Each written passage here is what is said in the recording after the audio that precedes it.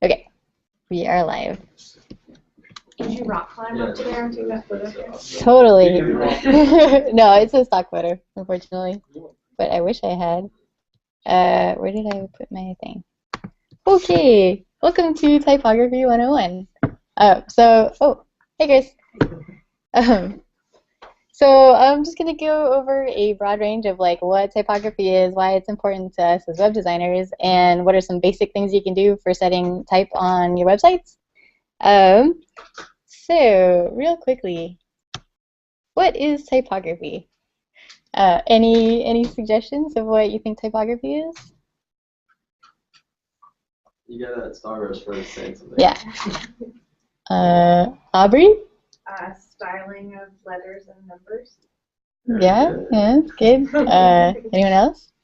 It's the art of readability, page design. Yeah. Excellent. Do you want to start first? Yes. Okay, ready? Ready. Watch out. Whoa! Steve.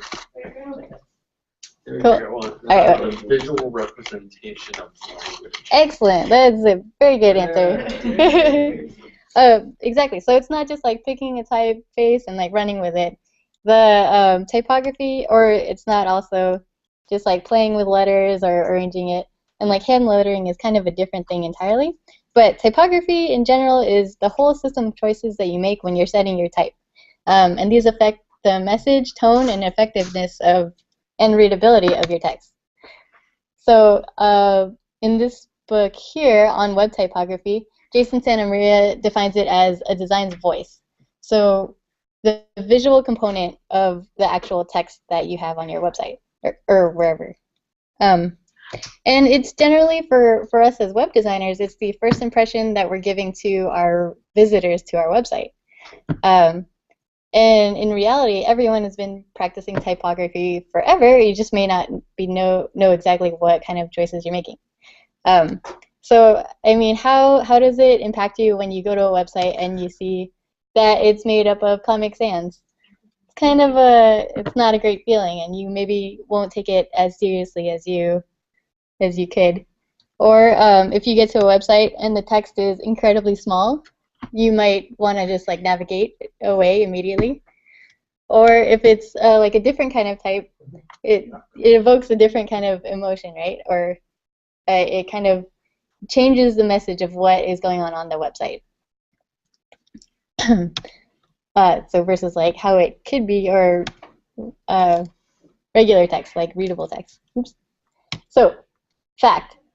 Text makes up 95% of all websites. This is totally researched and scientific. And this is why it's so important for us to have a really clear focus on our typography. When people come to your websites, they're going there to get information about something or find out about like how to apply to college, or they're reading text on your website. So type is the essence of a website, and websites are the essence of the internet, obviously. So when you're using typography, you're doing it for the benefit of your readers, not for the writers. So you want to keep this in mind always. Like when we're doing anything that affects the user experience of our websites, you're focusing on your actual readers. Okay, so to start with, we're just going to go over some basics of typography, some like vocabulary, things like that. And then just in general with typography, there are no really hard rules. There's just kind of guidelines, and there's not really good typography or like bad, well, good and bad typography. Well, I guess there is good and bad typography, but there's just different stages of like how good typography could be and like how terrible it could be. So just keep that in mind when you're looking at things. Okay, so typography has like a really rich history. From things like to hieroglyphics to letterpress type and digital type now. And there's like, you could read articles and articles about the history of each individual typeface if you wanted. But you don't need to know all of that like completely. Although it's good. It doesn't hurt, but you don't need to. So we'll just start with an anatomy lesson. So like everything else, typography has a specialized vocabulary. So this is another starburst, earning, reward, participation time. Can anybody guess what these different parts of these letter forms are? We have like 10 starbursts left. See some terminals. Terminals? Which number? 13. 15. Oh, I forgot to. Oh, wait, I have a key. Nope. Oh, close. I'm sure it has another fancier name, but that's. We call it a syrup, too. Which one would you consider the serif? Syrup is number 11. It's kind of hard to the. Or number 4. Number 4 is the serif. Nope. 6. There you go. Yeah. There you go. Oh! Sorry. The others include syrup. Yeah, the others include serifs. The 11 is considered the terminal, so. A loop or a full. I'm gonna go loop. Bull. Damn. Should I still give you this? Yeah, okay. Here you go. All right. Ready? Constellation first. 8 is a ligature. Oh, yes. Excellent. Ligature. Anyone else? You guys in the back? Okay. No? Is 10 an ascender? 10 is this. Yeah, exactly. 17 is a hole. Close. I mean, it is. Are you safe? A circle. No. I'll take that for descender for number 7, too. So it's number 7. Oh, yeah. Excellent. He's just taking all the servers here. All right. No. No more? No. Okay. I was setting type on film before. Whoa, really? Oh my god. That's pretty amazing. 18 is the letter O. 18 is the letter O. What kind of a letter is it? Anything? No? Compared to the other one? Lowercase. Yeah. Yeah? All right, fine. I'll take the start And first. then 4 is uppercase. Oops, sorry. 4 is nope. Oh, there's another uppercase on there. 4 is like foot or anchor, or 14 is the uppercase. Wait, what was that last one? Anchor? No. What did you say? Did you give up? 14 is uppercase. But Yeah, so 14 is 15 uppercase. Isn't uppercase, but it's bigger. It's for Calvin. 15 is not an uppercase or a lowercase. It's a Oh, is the bidding they're getting at there? no. It's kind of what's in between an uppercase and a lowercase. Pretty small cap. Oh yeah, okay, winner. No. It's really just have. Most of us would Okay, say. all right. Good job, people. Does anybody else just 16 want a plus starburst? or- What's 17? 17 Is a hole. Oh, here we go. counter. Okay, so here are the answers. You guys were pretty close. So yeah, your terminal was the one on the end of the F. Ooh, finial. That's a tough one. Finial. I didn't know that. So these are all really great to know. Crossbar, yes. So this was a small cap. So yeah, you got that one right. Okay. I think the most important ones that you're kind of looking at here are the X height is always good to know. So the X height is where the top of the uppercase letters, or wait, the lowercase letters, and then the whole cap height is the height of the whole like uppercase letter. The baseline is where the type sits across, and then there will also be. I wonder.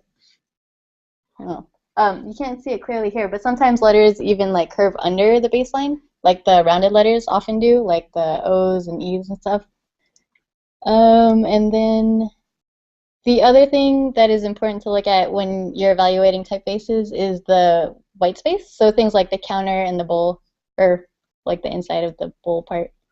But yeah, we'll get to that a little bit more later. Yeah, X-height is also very, very important in just Yeah. feeling the feel of a typeface and whether or not it's good Exactly. text typeface. Speaking of, so you can also see that it's like you can't see the lines behind it anymore, but on that screen you can see the lines behind it. But so just like Steve was saying, the X height makes a big difference, and even though all of these sentences are all set at 60 points, you can see that they're very different sizes on the screen. Well, you can see better there, but and that's just because the way that typeface is designed, people choose that X height to be like lower or higher, and these kinds of things evolved as people design type over time. So like some of like older types, it was maybe more popular to use like really low X height, and then as things like went forward, they use like higher X height. So it's whatever is kind of popular. Yeah, at the I'm time. not sure that's historical, but it has a lot to do with copy feds. So Times New Roman was really dominant when paper was expensive because it had good copy fed. And that's what newspapers used it. Yeah, Times New Roman. That makes sense. Okay. So another way, well, you could see it clearly here too, like the X height goes across is like a lot smaller on things like Perpetua and other ones, or Bernhard, as it is on other ones. Oh. Where am I? Oh, okay. So aside from how the typeface itself is designed, another really important thing to look at is the spacing for when you're setting your type and how type is actually placed on the page. So we'll go over some of the key terms first, just as an example. So leading is the first one, and leading is pretty much the same as line height when you're setting your CSS. Leading is actually called that because when they were placing type before, they would put a strip of lead in between to make actually more space or less space between the actual letters. And a good rule of thumb is that the line height should be at least like 140% of the base size. So these are both, when it's too small, it can make the letters kind of run into each other and be hard to read. And when they're too spaced out like that, then the sentences kind of are disconnected. So when they're jumping to the next lines, and they kind of like have to think about it every time. But at a little bit smaller, or this is within 45 or 60 points and then 75 points. So these are a little bit easier to read. The one on the right is still a little bit tall, but it's not terrible. The next kind of spacing that you can control is the tracking. And this is in CSS, it's the letter spacing. This is the overall spacing between a group of letters. And in general, you can use it in moderation if you have like a typeface that's really like kind of chunky or like blocked together. But most of the time, you don't really want to do negative tracking just because it can make things like harder to read, like the letters get kind of smushed together. It's also really helpful for if you have like words of small caps, you can add some letter spacing there to kind of make it easier to read or to emphasize words too. And it's also great if you're setting light text on dark background.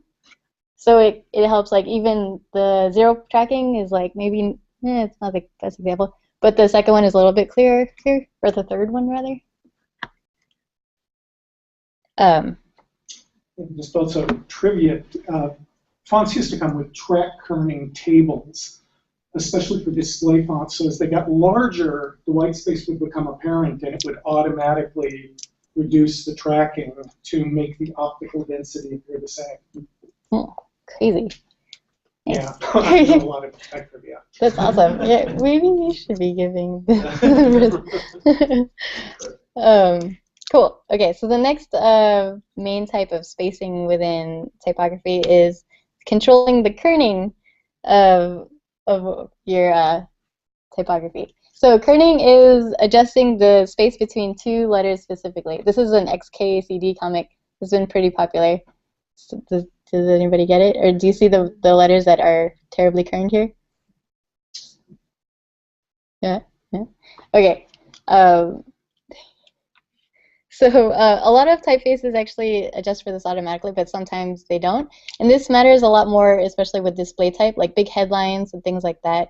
You should always just kind of keep an eye out for it because it can lead to unpleasant results. Like that one's just like a basic one. There's like a giant space between the T and the A for no reason whatsoever. But it can also have other unpleasant results like these ones here. Which can, like impact the message that you want to send, I'm sure. So basic kerning. Without kerning, you can see that there's, especially with words that have angular, or letters that have angulars like A, W, V, T, and Y, then they might need to be adjusted automatically or manually like this. So on the lower example, they like pushed it together like 43 spaces or whatever.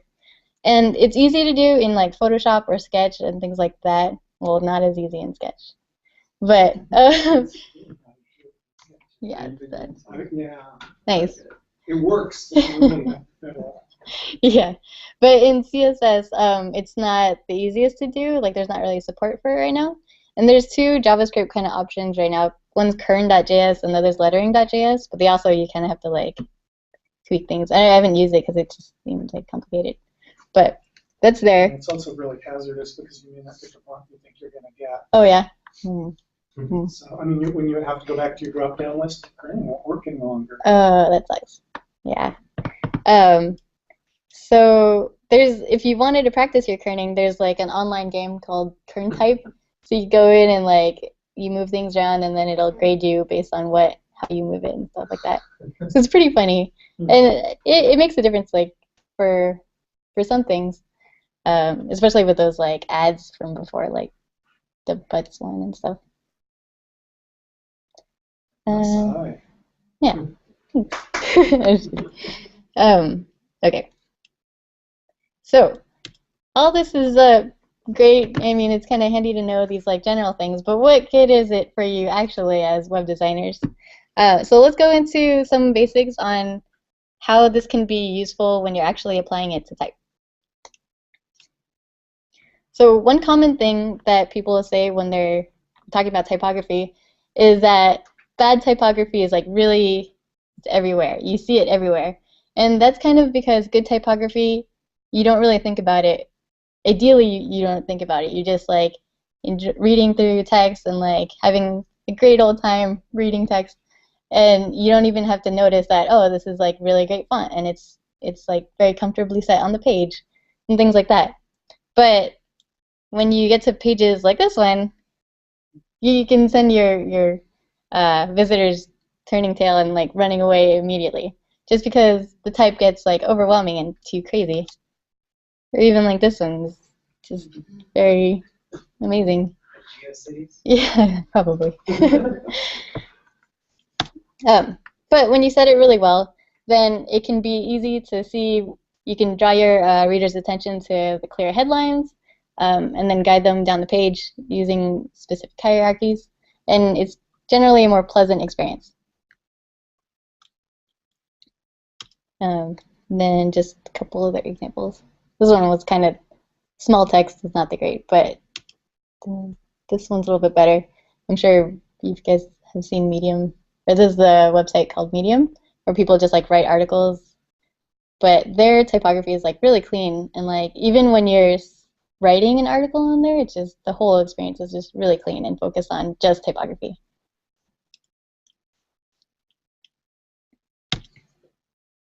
Okay, so when you get down to it, there are two main things for establishing good typography on your website. Choosing an appropriate typeface and then setting it comfortably on the page. Choosing an appropriate typeface is kind of can be a really big ordeal. So I'm kind of just going to gloss over some basics and then leave that for a later discussion. But over time, you'll develop an eye for things that work well for certain things and things that don't work well. So for, why do I have this slide? There, for type, there's different historical classifications for different typefaces.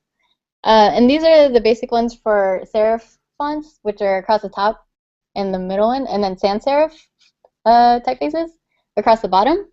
And just like over time, typefaces kind of evolved as people tried different things. The same way that like paintings evolved from being super Renaissance-y to modern crazy art, paint splatters and things like that. So in general, when you're choosing typefaces for your website, Jason Santa Maria mentions you're picking two kinds of types for two main kind of uses. There's type for the moment, which is things like your headlines or quick grabbing your reader's attention, and then type you have to live with, which is the 95% the body text like every other thing on your website. And luckily, there's a lot of tools online for when you are selecting and testing out these websites. This is a website called Typecast, and they let you they give you a thing of text, and you could change the text, and then you could tweak every little thing you want in this kind of sandbox environment, and then export the styles like when you're done too, which is really nice. One general good rule of thumb is to not combine more than 2 or 3 website or typefaces on your website, just because things start to clash or can be overwhelming.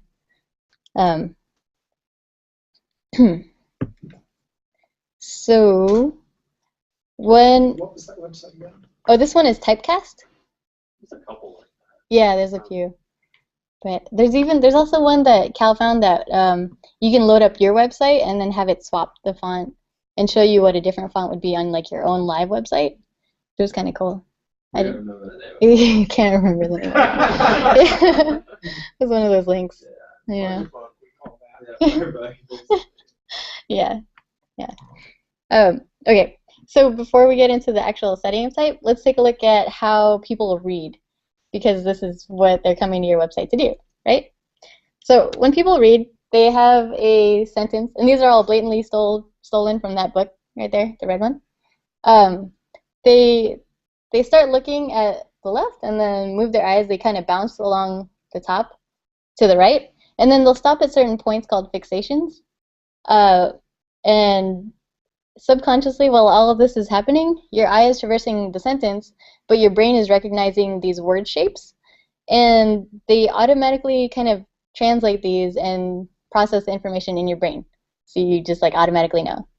And this happens like the more often you read, like if you read scientific journals all day long, and you read when you started reading them, you might have to struggle to like sound out words, things like that. And then like 10 years later, you might be a pro and can read through them like nothing. Or for like another common thing is if you're reading your own handwriting, you could recognize it no problem. But somebody else reading your handwriting or reading Cal's handwriting would be maybe have to struggle with it for several days. So a fun exercise from the book was if you cover the top half of the text, it actually makes it really kind of hard to figure out what this is, what it's saying. But if you do the opposite and you instead show the top half, then that's where you can still kind of recognize it, because what your brain is processing for the word shapes is like these things. Like the lowercase ascenders and the dots and things like that are what create that word shape. Yeah, so there's the two side by side. And so let's get into a couple things to not do when setting type on your website, or big no-nos. So first off, setting things in all caps is one of the worst, or not worst things, but it's pretty bad. As we just saw, like recognizing those word shapes is what makes people read really faster and process faster. And when you set it to all caps, then these things each become just like a giant rectangle. So you kind of have to, and then it's like you're yelling at your users, and it's all bad. So yeah, that's again with the ascenders on the bottom, makes it clear writing. Oh, X. Okay, the next one is, oh, I guess I kind of forgot to go over this. So the contrast for choosing the typeface of your text also makes a big deal. So when we were looking at those letter forms earlier, each of these things are strokes, and having high contrast on the typeface is when there's like really thin strokes with really thick ones. So the top one's Bodoni, and it's like known for this. But for a large chunk of text, then it makes it kind of hard because it's creating a weird kind of staccato texture across the paragraph. So having a more even texture or contrast is a little bit easier to read. Yes. The next one is having too low of an X height for all of your text can also make the ascenders stick out too much. so that when your readers are scanning the page, their eye kind of catches the ascenders too often, and then they get stuck on them. So setting something with a comfortable X height is generally a little bit better too.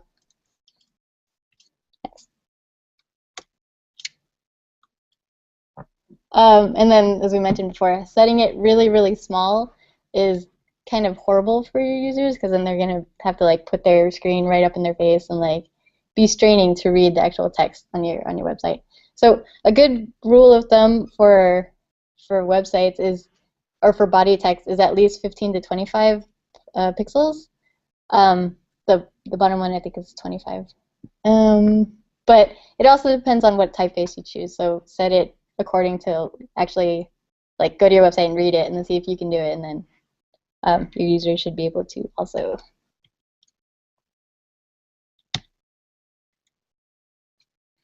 Another thing that affects how people read is having too long of a line length for paragraphs is really hard for people to follow. So when they start reading the top one, their eye starts here, they go all the way to the very far end of the page and then jump back again.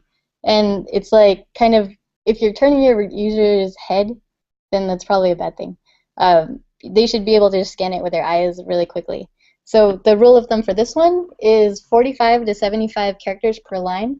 So the smaller one, I think I forgot to count it, but let's say 45. Makes it a little bit easier for them.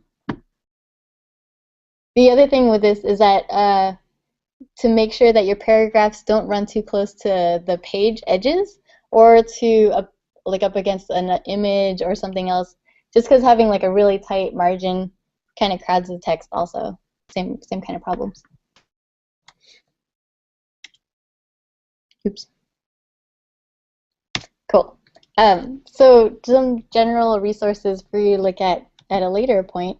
These are some really great websites to read even just general things about typography, or into the like 10 page long essay length things on the history of typefaces. All these websites are pretty good. The fourth one, the YouTube link, is like a quick YouTube video on the history of typography that gives you a really good overview. The fonts in use one is, it'll show what you can like put in a URL and it'll tell you what fonts that website is using. So it's kind of cool. Like if you see a website you really like and you're like, oh, what is that? Instead of just firebugging it, you can find out real quickly everything they're loading up. Also, a site called What the Font. I'll take a flattened font and tell you what it is. Oh, yeah, that's a good one. So if you find something in like an image and you want to know what the font is, or somehow you end up with an asset that's flat, you can run it through there and it'll take and identify all those things. Yeah. Like you showed us all the bits and pieces and give you like 5 or 6 suggestions on what it thinks it is. Yeah, that's pretty cool. I've never once had to actually accurately. I think I got 2 once. It's close. Like, it'll usually get you at least a good alternative. Yeah. Cool. Any questions on typography? Just want to say another piece of trivia. Why are there so many names for what looks like the same font? Because when electronic typography was becoming common, most of the fonts had been made in Europe, and people in the United States didn't want to pay royalties on them. And U.S. intellectual property law at that time said you could not copyright the font. Now, of course, we do the opposite because we want to own everything. But you could copyright the name of the font. So most of like the fonts that were popular in the United States as digital typography were coming on were stolen from companies like Linotype, but renamed. And so we've got at least 2 and often many more names. Same thing's going on with like open fonts right now. They're all just rip-offs of licensed fonts, but slightly different with a similar name. Mm-hmm. Yeah. There's some website where you get shown Arial and Helvetica in several samples, and you try and see if you can determine which is which. Yeah. There's a thing in that book too about Garamond, because there's like 10 million versions of Garamond also, and like some people, it's because when Garamond was made, they only had like the block letter cutouts, or like the letterpress kind of cutouts. So people redesigned it based on their interpretations of it, or their interpretations of what it should be in italics, because I guess that wasn't included in the original, things like that. And there's just a million different types. I don't know if this is accurate, but you can't copyright the actual appearance of a font, only the software involved in it. So like, you know, the actual font you can download on your computer is copyrightable. But like, if you were to go rip off a font by hand drawing it into something, somehow there's still a loophole of some sort. Oh yeah, do people know what the difference between a typeface and a font is? I do. Huh? Well, it used to be that typefaces, when you described a typeface, it would be in a particular point size. And for that matter, so would a font, but then there were font families that would be, and a typeface would be like the Roman version of a particular font. Yeah. The italic version. The other thing that it's described as is that like a font is to a typeface as an MP3 is to a song. So it's also just like the digital copy of it, which was interesting. There's a great movie called Helvetica, by the way. If you're beginning to become a sucker for life, it's a wonderful movie. Yeah. So I've heard this golden rule that you should use serif fonts in big chunks of text and never use sans serif fonts, but whether or not that is completely arbitrary and just. I find the rules are made to be broken. Yeah. But it's interesting because I thought of it as a rule of that the serif helps link the letters together, but then you were talking about us reading over the tops of the letters, and so it doesn't actually make any sense. Yeah. Because people read and they don't like spell stuff out, they read words as shapes. So like she said, you just go across the line and like you identify a whole word as a word as opposed to spelling out. That tends to be true that the serif fonts are more readable and have body paragraph because of that, but they're, sans serifs are just as readable if used properly. Well, yeah, to go even further, if you pick up the average book, it's got serif type, because there are lots of studies saying serif type. And there's a history. Not every single one, but in digital typography, we've seen towards sans serif type because back when we had 72 dot frame screens, we couldn't accurately make out the serif. And actually, something was written down. And one of the things I'm wondering is if we're going to have one of these days a sort of turn back the serif fonts, because now we've got these great displays that can show the serifs well. And at some point, we're going to stop thinking of sans serif type as being clean and start thinking of serif type as being elegant. But right now we don't see much serif type in digital typography. It's just kind of a phase we're in right now with the kind of modern. Everything's very modern. Yeah. Also modern is typically interpreted as geometric, but then there are also typefaces like Optima. Folks know Optima, where there's nearly as much variation in the strokes as there is inside a serif face. Those are often called humanist typefaces because they've got some variation. They seem warmer when you look at them. And you can find books that are set in Optima, and they're absolutely beautiful. But once again, it didn't look good at 72 dpi, and so we didn't see much of it. I wonder if those may come back too. They're sort of humanist faces. Okay, everyone needs to say that they're fun. For which purpose? No, just you get one. I'm stuck with Din for some reason. That's like my go-to. Oh yeah, I like Din. Din. Yeah. And there's a bunch of rip-offs now. There's a bunch of open source versions of it. Because it's the same thing. Those are good title fonts. And there's like I said, like the rules are made and broken. Like you were saying, the all uppercase is bad, but there's a time and a place for everything. I find with display type. Yeah, exactly. And makes good titles, quick bold titles, and I find that all caps I almost have to use it on any site that has to do with like insurance or banking or anything because it's very authoritative. It's like I'm all bold, And using small caps for the lowercase letters can get you that same sort of effect. Right. Yeah. Or using all lowercase is really popular now with a lot of company logos and titles. Just going all lowercase. It's very gets into the elegant feel. But yeah, even sans serif or not sans, but Comic Sans has its place. It's perfect for presentations to tell people not what not to use. Also, speaking in its place for tables and numbers, I really like Georgia. Yeah. Because it's the only web font I know of that has true ascenders and descenders for digits. Mhm. Georgia for tables. Yeah, it's just really, it's really Write that pretty. down.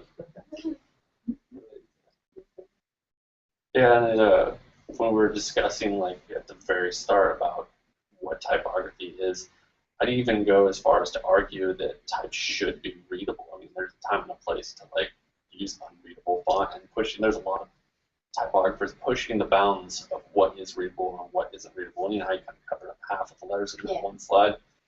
You know, you can do some really cool stuff with not actually seeing the whole word you're looking at and still be able to convey a message. Or you know, does type even actually need to be read? Can you convey a feeling, emotion without actually spelling anything? Good question.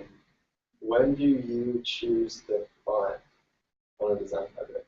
During the mood boarding phase, I generally start to mix imagery, typography, texture, all that stuff can create the mood that's going to be set for the entire So project. before you even touch Photoshop, basically, or sketching. Well, I kind of do my mood boarding in Photoshop. But yeah, Okay. I usually go out and I find some typefaces that kind of just alone, you know, throw some more in it, so I'm not thinking about what it says, but you know, kind of how it looks and it feels with the other imagery that's going to go along with that project. There's like an entire chunk of that book on like picking the right typeface for your project that I kind of didn't finish reading before the specification. Oh, but you pretty much start the same way. So when starting like having the wireframe like really rough drawings for his project, he'll like do like a word association thing. So like what kind of feelings do you want to evoke or what message do you want to give when people visit the website? And then based on that, he'll like go look at typefaces and see which ones kind of match that, and then go from there. I also kind of try to match pair typefaces together. So like when I'm doing my kind of mood boarding stuff, like kind of establish some sort of like typographic contrast, you know, like sans serif or like sans, and like trying to hold maybe squat with a something more.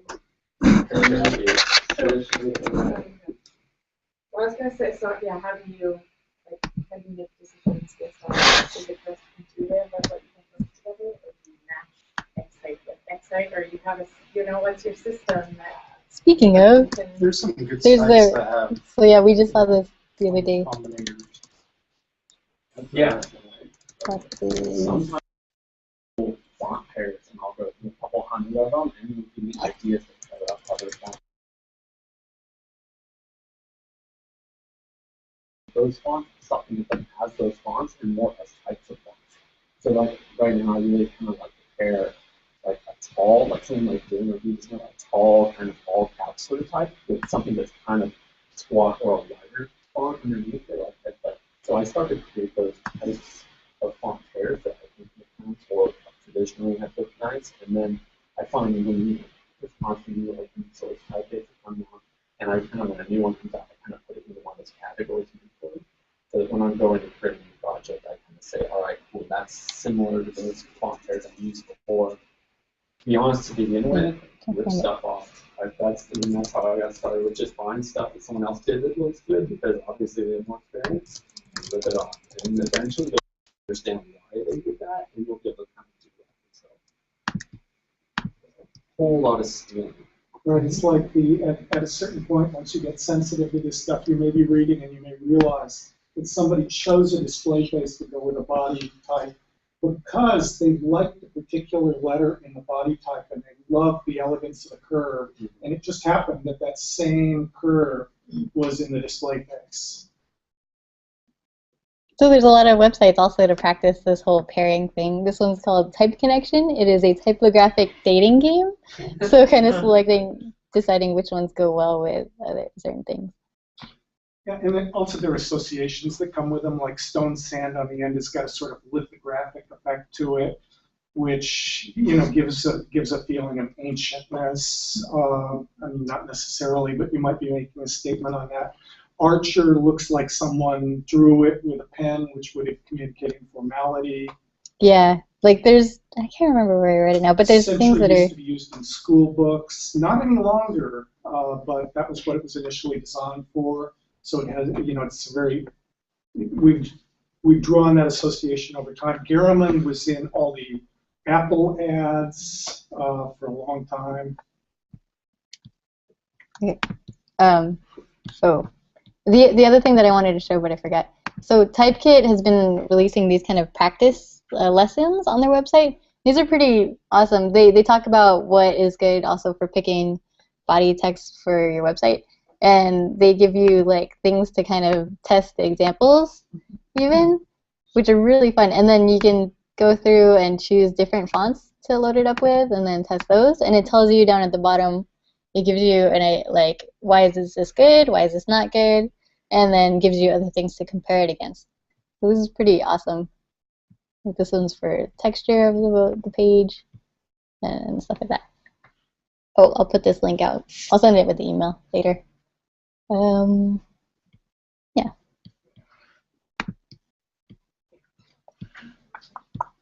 Shoots. Anything else? Photography? I'm sort of curious how many people are actually using, shipping web fonts with their pages versus just trying to match to what's available on the web, at least for body type. For display type, you can set the graphics. And as much. I like to think that when I do any web project, I find like earlier in my design stuff, I found that I was very kind of like felt beholden to what was possible and kind of designed accordingly, but that puts you in kind of an uncomfortable box. So I've kind of learned to try and like when I think of web projects, I try to think of usability and like the project and completely throw up everything I know about what's possible, because technically anything's possible. You say it all the time because I do the same thing and everyone hates that answer. It's like, can we use it? Can we do anything? But, and now, I'm sorry, where I'm going with this is I try to just do what I think is right, and then figure out the solution. And generally, what I do is I go and I pick I then from there go and look at like open source web fonts, and because I prefer to embed those, because I mean the web safe fonts are a pretty limited bunch and they're pretty used, and I try not to start there usually. But there's a good website called Font Stack, I think, and it basically gives you all of the default web fonts that kind of modern type styles, and that way I can pick like an open source web font, and then I just grab that whole list of fonts that back it up. So if their browser doesn't read it or there's some sort of problem. Yeah. So and then if you just hit that copy, or I think see that little magnifying glass. And it shows you what. It gives you all those font families. You can just click like that, and it copies it to your clipboard or whatever. Yeah. But those are any open web font I choose is one of those is going to be a good backup for it, and then all of its little things, and it even gives you some good statistics. If you go hover over the eye, it gives you the statistics on what's default installed on operating systems, so that Courier News on whatever percent of Macs and whatever percent of Windows, to kind of make an educated decision as to what fonts are going to be good backups. Yeah. I usually use some sort of web font and then have a sensible backup. Yeah, if I had included the section on like web fonts today too, a lot of the thing, or one important thing, is the flash of unstyled text. So if you're using web fonts, as it's loading, then the browser might show all the text in whatever the second one on the font stack is. So just making sure, like there's even a thing called web font loader that's like it can put a class on, so you can style your text when it's not loaded yet, or like when the web font isn't loaded yet, and then style the text for when the web font finally does load, just to make sure that it's not like jarring. Like if you had your second backup was like a really, really small X height, and then all of a sudden it was like the bigger one, then they would definitely notice that kind of shift. But setting your backups as like closer together, then that's a little bit easier of a transition for them. Part of that comes down to just because you can load in 30 web fonts doesn't mean you should. Right. Yeah. And even though you're sticking to just, say 2 fonts, well, then you have your italic, and then you have your bold, and your bold italic, and you have all these different resources you're loading in. So like the Google Web Fonts has their little like odometer or whatever it is that says like, hey, this is getting pretty heavy. Right. But that's one of those things. If you load it at the beginning and you keep it light, then there's less of that flash. Yeah, totally. Yeah, and like I said, even going beyond open source fonts, I mean, if you find a print font there's no web font for, you can use stuff like Coupon font replacement. I don't particularly like I don't to do that. Yeah, I I don't don't, anymore. but it's possible. And then there's it's called like Iconomoon or something. You could, if you couldn't find anything or you created something, you can create a set of characters on there. It loads as like a vector font, and you could technically create your own typeface if you really want. Yeah, we use TypeKit within our office, and actually, I think Jason wanted to bring up like possibly trying to buy like a TypeKit license for the entire university we use, because they have Futura. We use Futura for like our headlines, but Even better, they need to just start using the Creative Cloud, and TypeKit's part of it comes with it. yeah, totally. If the university only did that. But yeah, even if you did have your own things, there's like ways like Font Squirrel, you can generate your own web font and just like serve it off of your server and embed all the files and stuff here. So does anyone use Font Awesome or like Yeah. that Iconomoon? Just the icons for font, if that's possible. Actually- Font Awesome has a preset set of fonts that is loaded as a web font. Iconomoon lets you create your own sets, so you can just make. I think they're like a small. Yeah. So that's it. Iconomoon. Well, you can either choose your own, you can pick and choose, and that way you can keep it lightweight. Because the problem with Font Awesome is you have to load the whole library. What if you just want 2 icons for your whole website?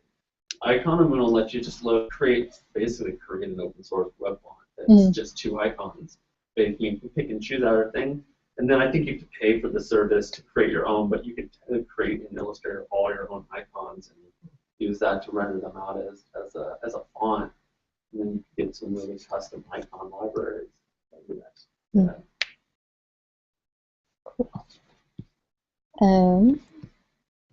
Okay, we have one last thing to bring up. Or is there any more typography addendums? Nope. Okay. So I'm actually leaving in a month, but so we need a new person to do this one job with, which is working with Cal. The requirement, is to work with Cal. Let me back up a step. So requirements: you have to be able to work with Cal, reserve rooms, and maybe order pizza sometimes. Does anybody want to take over? I'm gonna take nominations. You can also just contact us later. We've got a month anyway. But yeah, it's been fun. Does anyone have any ideas of what to talk about next month? I think That's the other kind of main requirement is. Yeah. One of the things I would want to do, or somebody's probably better at this, is doing a good session on Google Analytics and navigating through Google Analytics. Yes. How to set up A/B testing and all that. Does that sound like you want to do it? I could do it, I guess. Yeah. Are you familiar with? I'm fairly familiar with it. Yeah. I gave a presentation on it at TIFF. Oh, that's what Oh. Yeah, but it was a very short prepresentation. Okay. Well, So it wasn't really Yeah. super informative, I don't think. I just think there's It so wasn't much this data in Google Analytics that it's hard to find.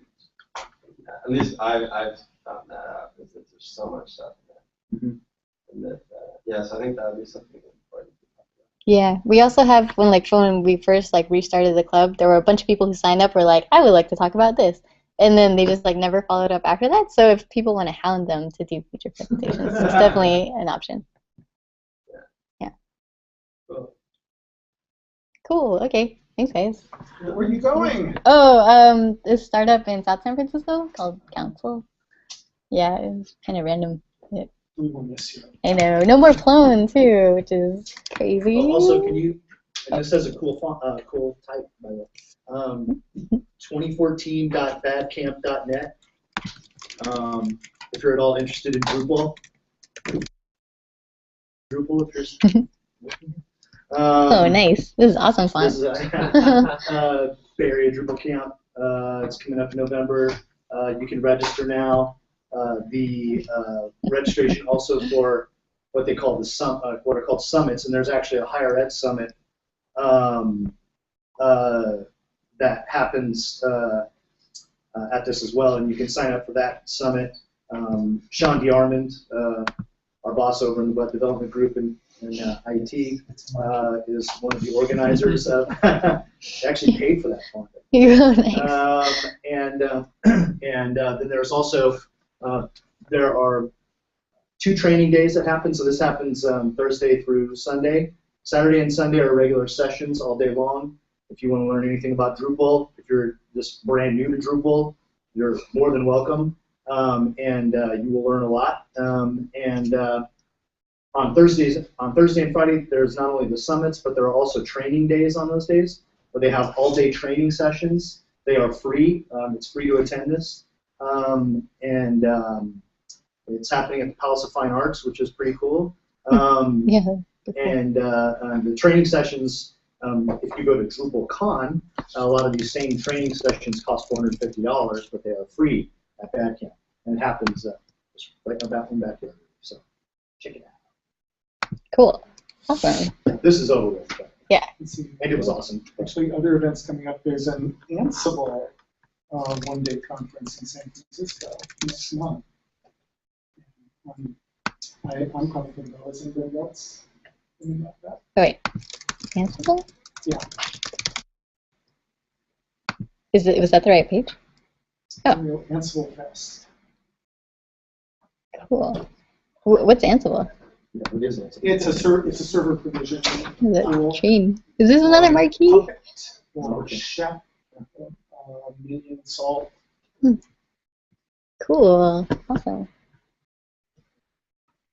And Okay. actually, I mean, this has nothing to do with this design sorts of things, which we've done a lot on. If anybody wanted to have one of these sessions on server provisioning, Yeah. that doesn't even necessarily have to do with the web, but it's It does. Yeah, that'd be cool. well, it has to do with the blocking. Yeah. Like, analytics and we'll figure that out. Cool. I mean, these days I'm trying to provision servers without ever logging in and never change anything on the server. All done remotely. And tools like Ansible or Puppet, very quiet. Nice. So you just want to talk about analytics and A/B testing or Google Analytics specifically? Google's not the only. Yeah, you're right. I would say Google Analytics mainly because that's probably the easiest one for anyone to get a hold on. Then maybe like the process or how to do A/B testing and stuff like that. I've done quite a bit of A/B testing